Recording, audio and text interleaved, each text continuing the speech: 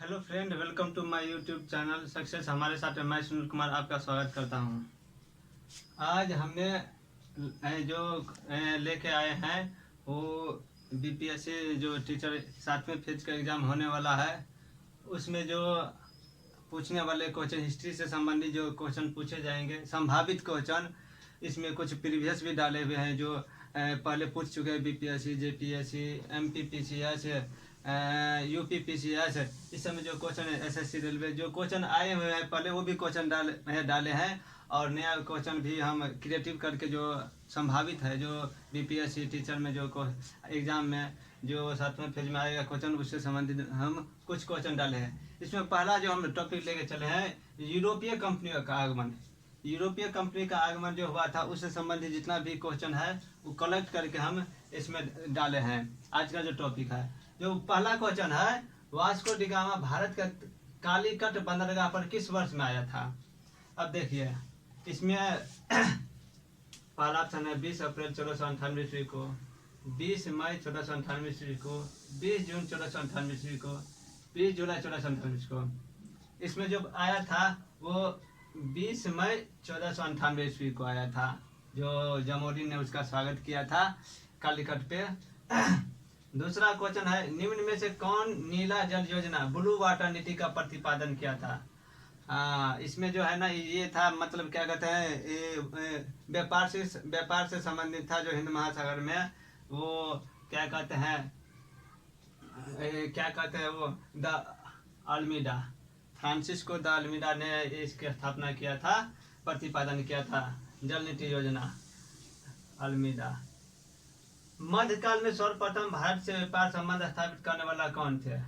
मध्यकाल में जो सर्वप्रथम भारत आया था, वो भारत से व्यापार स्थापित किया था, वो थे पुर्तगाली। 1498 ईस्वी में आया था पुर्तगाली और भारत के साथ व्यापार स्थापित किया था, जो वास्को डी गामा महोदय थे, जिसको जमोरिन ने स्वागत किया था। चौथा क्वेश्चन, पुर्तगाली उपनिवेश का प्रथम वायसराय कौन था?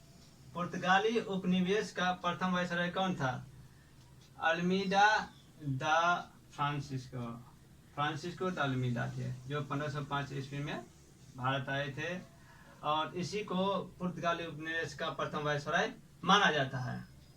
पांचवा क्वेश्चन हुआ, निम्नलिखित में से किसने वास्को डी गामा का भारत के कालीकट में स्वागत किया था? सबको पता है कि जब कालीकट पर वास्को डी गामा पहुंचे थे तो जमोरिन महोदय ने 1498 ईस्वी में, 1498 में आए थे, वो जमोरिन महोदय ने वास्को डी गामा का स्वागत किया था कालीकट पे। भारत में पुर्तगाली लिखा दे, पुर्तगाली होगा यहाँ पे, सॉरी पुर्तगाली।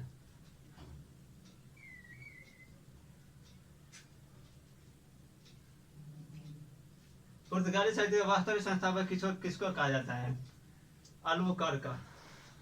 अल्बुकर्क को 1509 ईस्वी में जो भारत में आए थे, उसको पुर्तगाली शक्ति का वास्तविक संस्थापक माना जाता है। इसने ही स्थापित किया था पावर। भारत में यूरोपीय शक्तियों के प्रवेश के संदर्भ में कौन सा कथन सही नहीं है? अब ये भारत में यूरोपियों ने अपने शक्तियों के प्रवेश में किया था, यहाँ पे अपना शक्ति स्थापित किया था। इसके संबंध में देखिए, 4 ऑप्शन दिया, उसमें एक खोजना है कि कौन सा कथन गलत है। अंग्रेजों ने अपना पहला कारखाना दक्षिण भारत में मछलीपट्टनम में लगाया था, ये सही है। अंग्रेजों ने अपना पहला कारखाना दक्षिण भारत में मछलीपट्टनम में लगाया था, ये सही है। पूर्वी भारत में अंग्रेजी कंपनी ने 1633 में उड़ीसा में पहला कारखाना लगाया था, ये भी सही है। सही में पूर्वी भारत में अंग्रेजी कंपनी ने 1633 में उड़ीसा में जो पहला कारखाना लगाया था। डुप्ले के नेतृत्व में फ्रांसीसियों ने 1446 ईस्वी में मद्रास पर कब्जा किया था, ये भी सही है। 1746 में मद्रास पर कब्जा किया था फ्रांसीसियों ने, 1746 ईस्वी में, ये भी सही है। तो गलत कौन होगा? ये नंबर, पुर्तगालियों ने 1499 में गोवा पर कब्जा किया था, ये गलत है। अगला क्वेश्चन, पुर्तगालियों ने भारत में निम्नलिखित में से किस स्थान पर प्रथम दुर्ग का निर्माण किया था? पुर्तगालियों ने भारत में निम्न में से किस स्थान पर प्रथम दुर्ग का निर्माण किया था? पणजी, गोवा, कोचीन, किन्नौर। कोचीन में किया था 1503 ईस्वी में। कोचीन में क्या था? किन यूरोपीय ने भारत में प्रथमतः सामुद्रिक व्यापार का केंद्र स्थापित किया था? किन यूरोपीय ने भारत में प्रथमतः समुद्री व्यापारिक केंद्र किया था? वो था पुर्तगाली। बंगाल के निम्नलिखित फैक्ट्रियों में से एक जो पुर्तगालियों द्वारा स्थापित की गई थी वह फैक्ट्री थी। अब बंगाल में जो फैक्ट्री थी वो पुर्तगाली ने प्रथम फैक्ट्री बंगाल में कहाँ स्थापित किया था? तो उसने किया था हुगली में 1537 ईस्वी में। जो सतारा के पतन के बाद हुगली में फैक्ट्री की स्थापना की थी। हुगली को बंगाल की खाड़ी में समुद्री लूटपाट के लिए किसने अड्डा बनाया था? और देखिए लूटपाट भी करता था हुगली में। बंगाल की खाड़ी में समुद्री लूटपाट के लिए किसने अड्डा बनाया था? मतलब लूटपाट कहिए या डकैती की, डकैती भी करता था। वो था पुर्तगाली था जो लूटमाट करता था, डकैती करता था समुद्र से। निम्नलिखित में से कौन कलकत्ता का संस्थापक माना जाता है? कलकत्ता का संस्थापक या कलकत्ता नगर को जो बसाया था वो था जॉब चौरनाक। जॉब चौरनाक था वो कलकत्ता नगर को बसाया था और संस्थापक था, उसका स्थापना किया था। निम्न में से किस स्थान पर भारत में प्रथम नगर निगम स्थापित किया था? अच्छा, ये भी कहा जाता है कि आधुनिक भारत में प्रथम नगर निगम कहाँ स्थापित किया था? वो था मद्रास में 1688 ईस्वी में। मद्रास में किया गया था। मद्रास में भारत के साथ व्यापार के लिए सर्वप्रथम संयुक्त पूंजी कंपनी किन लोगों ने प्रारंभ की थी? सर्वप्रथम व्यापार के लिए सर्वप्रथम संयुक्त पूंजी कंपनी किन लोगों ने प्रारंभ की थी? वो पहला था अंग्रेज जो 1599 ईस्वी में संसद पास किया था, और डच का 1602 ईस्वी में। इसमें जो कोई भी ऑप्शन रहे, जो ऑप्शन दे दे, ये ऑप्शन रहेगा पहले तो ये होगा, और यदि ये ऑप्शन अंग्रेज ना रहे तब डच होगा। दोनों में ऑप्शन, दोनों यदि ऑप्शन रहेगा तो पहले अंग्रेज होगा, क्योंकि पहले अंग्रेजों ने 1599 में स्थापित किया था। निम्नलिखित ब्रिटिश कंपनियों में से किसने भारत में व्यापार के लिए पहला अधिकार प्राप्त किया हुआ था? अब बताइए, पहला अधिकार ब्रिटिश कंपनी में से किसने भारत में व्यापार करने का पहला अधिकार प्राप्त हुआ? तो वो था लिवेंट कंपनी जो 1593 ईस्वी। लिवेंट कंपनी था जो ईस्ट इंडिया कंपनी 1600 में बना था। लंदन में ईस्ट इंडिया कंपनी के गठन के समय भारत का निम्न में से कौन सा बादशाह था? अब लंदन में जो इंग्लिश ईस्ट इंडिया कंपनी कौन था? वो था, कौन बादशाह था? वो था आपको लंदन में हाँ, अकबर था। क्योंकि 1556 से 1605 ईस्वी में जो अकबर की मृत्यु हुई थी, इसके बाद जहांगीर आया था ना, तो 1600 ईस्वी में बन गया था, वो अकबर था। किस मुगल सम्राट के काल में इंग्लिश ईस्ट इंडिया कंपनी ने भारत में सर्वप्रथम कारखाना स्थापित किया था? अच्छा, अब ये हुआ कारखाना स्थापित करने के बाद, वो था जहांगीर जो 1605 से 1627 ईस्वी तक था। वो पहला जो था फैक्ट्री था, जो पहली फैक्ट्री जो सूरत में स्थापित किया था 1613 ईस्वी में। देखिए भारत में 1613 ईस्वी में अंग्रेजों ने अपनी पहली फैक्ट्री कहाँ स्थापित की गई थी? तो सूरत में की थी 1613 ईस्वी में। अगला क्वेश्चन, निम्नलिखित में से किस अंग्रेज अधिकारी ने पुर्तगालियों को स्वाली के स्थान पर आया था? कौन अंग्रेज अधिकारी था जो पुर्तगालियों को स्वाली के स्थान पर आया था? वो था आपको थॉमस बेस्ट था जो पुर्तगालियों को हराया था, अंग्रेज अधिकारी था। निम्नलिखित यूरोपीय व्यापारी कंपनियों में से किसने सूरत में सर्वप्रथम अपना कारखाना था? आप देखिए इसमें क्वेश्चन ये भी आ सकता है कि क्या कहते सूरत में अपना पहला कारखाना किसने स्थापित किया था, कब स्थापित किया था? ये यूरोपीय है तो ये भी कोई मतलब क्या कहते हैं कंपनी भी दे सकते, अंग्रेजी, पुर्तगाली, फ्रांसीसी, किसने किया था? क्योंकि अंग्रेजों ने, फ्रांसीसियों ने, डचों ने, सब ने स्थापित किया था। तो पहला था वो अंग्रेज था जो यूरोपीय था, और 1613 ईस्वी में पहला कारखाना सूरत में ही स्थापित किया था। ईस्ट इंडिया कंपनी प्रारंभिक दौर में वेस्टर्न प्रेसिडेंसी कहाँ थी? सूरत में थी। ईस्ट इंडिया कंपनी का जो प्रारंभिक दौर में वेस्टर्न प्रेसिडेंसी कहाँ थी? वो सूरत थी। British east India company Bombay किससे लिया था? पुर्तगालियों से लिया था। जो बम्बई मिला था ब्रेगरेंजा के शादी में, ठीक है, दहेज के रूप में। निम्नलिखित में से किस वर्ष प्रयागराज, अब देखिए इलाहाबाद को प्रयागराज देता, प्रयागराज लिख सकता है। प्रयागराज उत्तर प्रदेश के किले पर अंग्रेजों का अधिकार स्थापित हुआ था, वो था आपको 1797 ईस्वी में। 1797 ईस्वी में क्या कहते हैं, अंग्रेजों ने प्रयागराज के किले पर मतलब क्या कहते हैं अधिकार स्थापित किया था। ईस्ट इंडिया कंपनी के किस अंग्रेज गवर्नर को अंग्रेजों द्वारा निष्कासित किया गया था? अब कौन था जो अंग्रेजी गवर्नर था जिसको अंग्रेजों ने निष्कासित किया था? वो था सर जॉन चाइल्ड।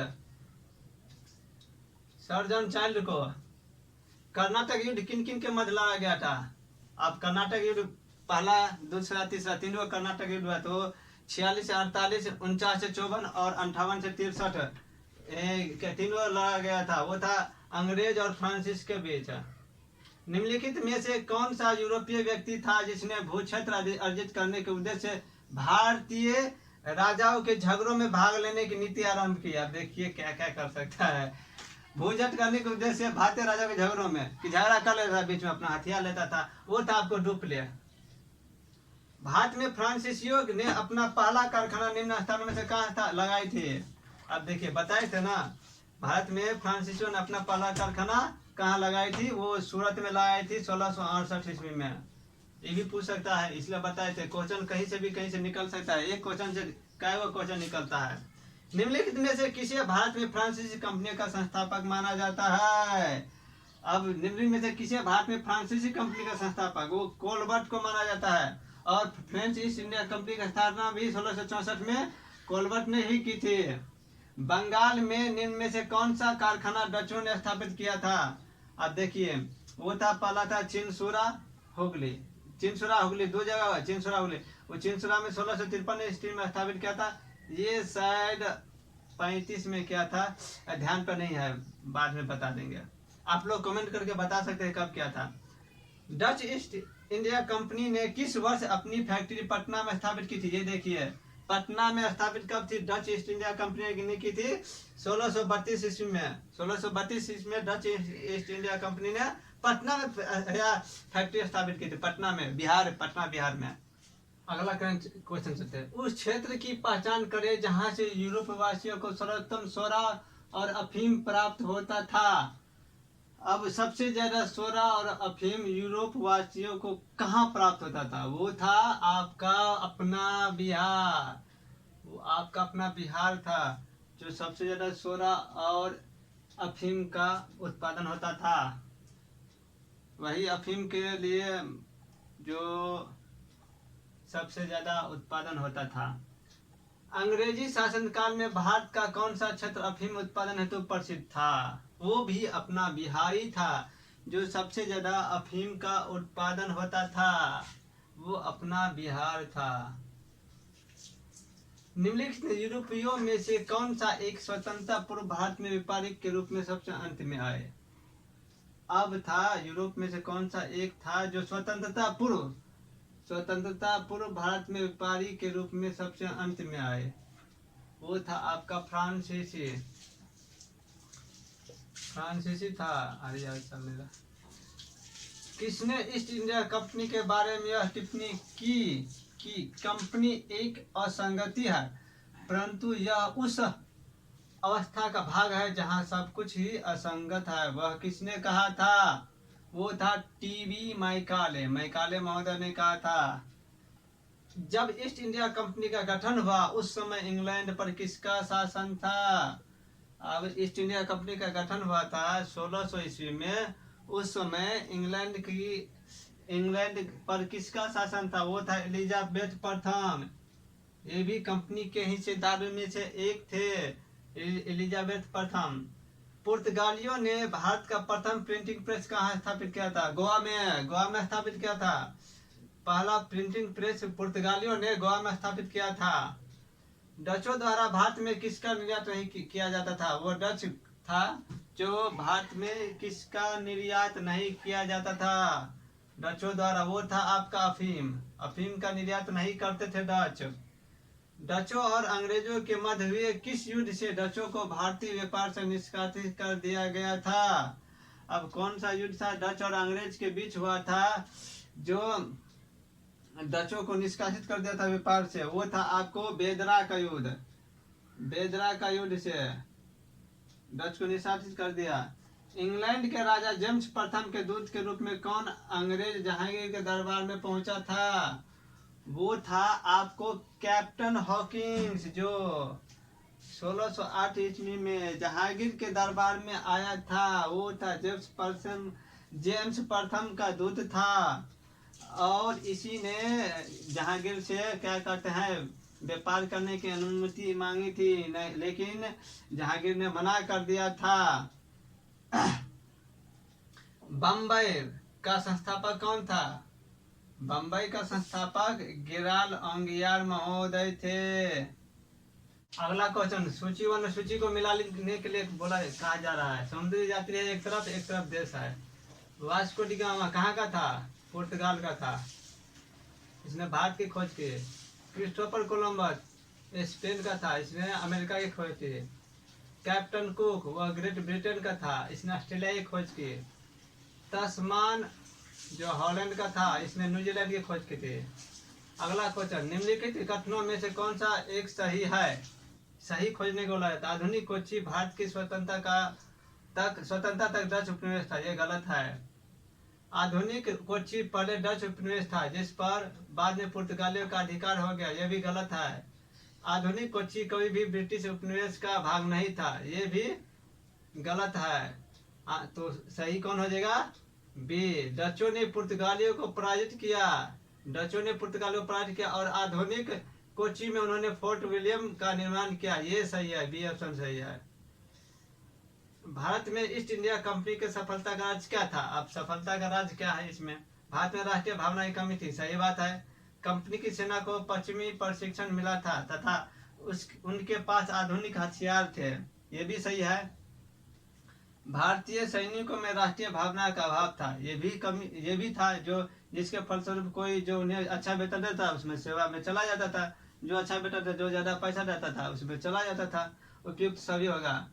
निम्न में से प्रथम कर्नाटक युद्ध का कौन सा तात्कालिक कारण था? अंग्रेज और फ्रांसीसियों के बीच प्रतिद्वंद्वी था, यह नहीं था। ऑस्ट्रिया की राजगद्दी का जंग, यह भी नहीं था।